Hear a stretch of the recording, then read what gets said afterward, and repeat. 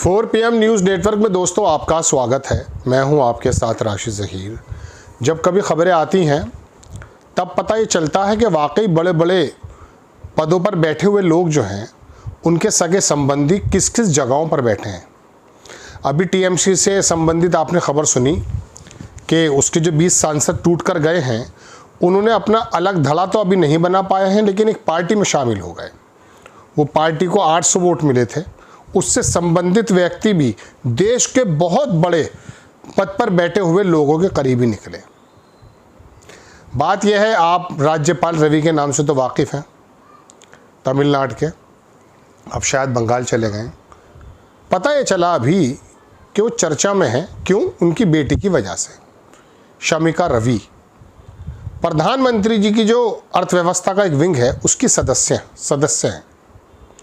उनका एक वक्तव्य बहुत ज़्यादा वायरल हो रहा है, जिसमें उन्होंने डॉलर का बढ़ता हुआ कद और रुपए का गिरते हुए कद को सिर्फ कहा कि एक नंबर है, कोई बड़ी बात नहीं है। यानी कि हमारा रुपया अगर डॉलर के बामुकाबले 100 रुपये पर भी पहुंच जाता है तो उनके लिए एक नॉर्मल सी बात है। अब जब चर्चा में आ गई तो फिर उनकी काबिलियत भी सामने आने लगी है। इंडियन एक्सप्रेस ने एक लेख छापा था उनके एक वक्तव्य को लेकर, उसको हटा दिया है। क्यों? कॉपी था, कॉपी पेस्ट कर रखा था किसी और का। राज्यपाल की बेटी हैं, प्रधानमंत्री जी की जो अर्थव्यवस्था की विंग है उसके सदस्य हैं, उसमें बैठ कर के रुपये डॉलर पर ज्ञान दे रही हैं। और पता ये चल रहा है कि उनके जो वक्तव्य अखबारों में छपते हैं, अंग्रेज़ी अखबारों में, वो उनके दिमाग की उपज नहीं है, दूसरे की नकल है। इस तरह के लोग जब अर्थव्यवस्था की ऐसी बेहतरीन विंग में बैठे होते हैं, जो तय कराते हैं प्रधानमंत्री जी से कि आपको ये करना चाहिए, आपको ये नहीं करना चाहिए, तो फिर शक होता है। मैं ये खबर पढ़ ही रहा था, अचानक मुझे पुराने जो इनके वित्त से संबंधित पूर्व सलाहकार थे सुब्रमण्यम, उनका बयान सामने आ गया। सुरजीत भल्ला याद आ गए। अभी उन्होंने कहा कि इलेक्शन जीतना और देश को आगे ले जाना ये अलग अलग बात है। 2-3 खबरें आपको बता रहा हूँ, वैसे मैं पूरी की पूरी बात तो आपको बता चुका। आप देखें दोस्तों, खबर ये है कि ये जो आप तस्वीर देख रहे हैं ये उनकी बेटी है राज्यपाल रवि साहब की। इन्होंने क्या कहा है, सबसे पहले तो आप ये देखें, ये वो इंडियन एक्सप्रेस का पेज है जब इंडियन एक्सप्रेस ने उसको विड्रॉ कर लिया, पीस विड्रॉन।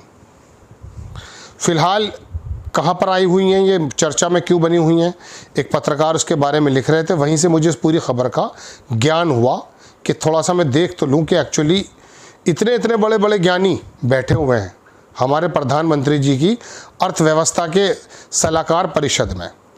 मोदी जी की अर्थव्यवस्था संबंधित समझ के पीछे कौन है और वो किस तरह की विशेष योग्यता रखते हैं, ज़रा देखें आप।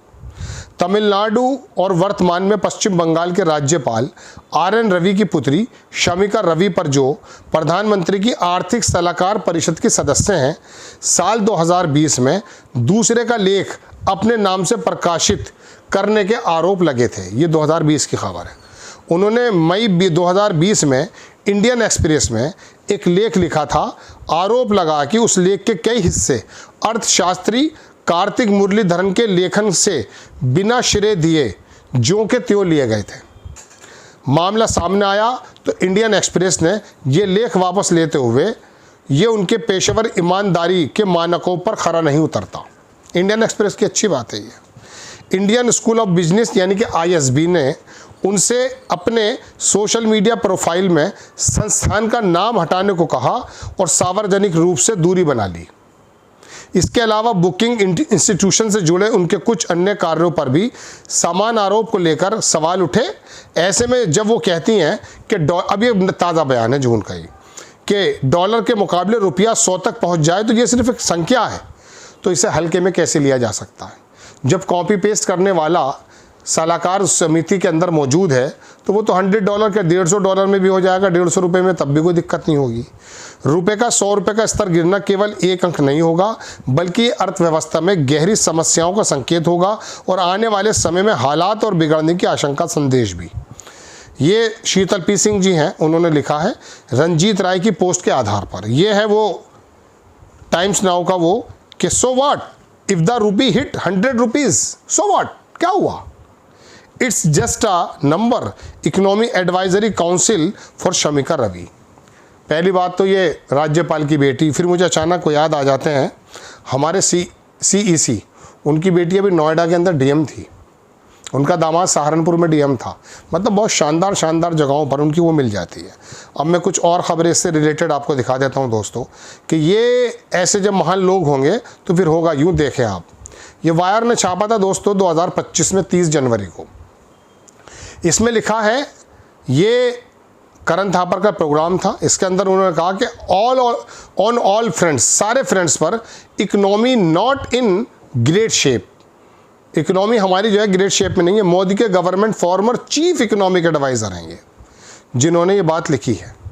सुरजीत भल्ला का तो बयान मैं आपको बता ही चुका हूँ, उसके बारे में तो ज़्यादा ज़रूरत है नहीं बताने की। लेकिन देखें, इन्होंने लिखा था कि BJP is winning the election but losing economy. ये लूजिंग इकोनॉमी की वजह यह है कि ऐसे ऐसे महान लोग जो कॉपी पेस्ट करके आपकी सब परिषद में आ जाते हैं, वो काम करते हैं। उसकी वजह क्या है कि राज्यपाल की बेटी हैं, उसकी वजह क्या है कि साहब वो CEC का दामाद है, उनकी बेटी हैं, है ना। और ये काम हो रहे हैं साहब। ये मैंने आपको उनका भी एक तस्वीर दिखा दी है। एक दो बातें मैं और दिखा देता हूँ। ये वायर ने उस वक्त छापा था कि पहले चीफ इकोनॉमिक एडवाइज़र जो थे मोदी के, अरविंद सुब्रमण्यम, उन्होंने 2014 से 2018 के बीच में कहा कि 48 घंटे मतलब बजट जो है delivered on February 1 on all friends, the economy is not a great shape. मगर परवाह किसे है, अरविंद सुब्रमण्यम बात करें या कोई और बात करें, मतलब ही नहीं होगा। ये वो लेख है दोस्तों कि Indian express withdraw can not, economist है शमिका रवि, 25 मई का जो आर्टिकल है उसको हटाने की बात जो मैं आपसे कह रहा हूँ। जब ऐसे महान लोग होंगे ना तो महान ही बातें सुनने को आपको मिलेंगी। तो आप समझ गए कि हमारी जो अर्थव्यवस्था की पटरी ड्रेल हुई है, क्यों हुई है, उसकी वजह यह है कि ऐसे लोग जिनको अपनी ही समझ कुछ नहीं है, दूसरे अर्थशास्त्री का लेख हूबहू प्रकाशित करके अपने आप को ये दिखाना कि देखो मुझसे ज़्यादा सक्षम व्यक्ति तो कोई है नहीं। और दूसरी बात यह है कि इकोनॉमी की बातें सुनता कौन है। जब देश की दशा और दिशा इस बात से तय होने लगे कि किसकी रैली में सबसे ज़्यादा आदमी कितने हैं।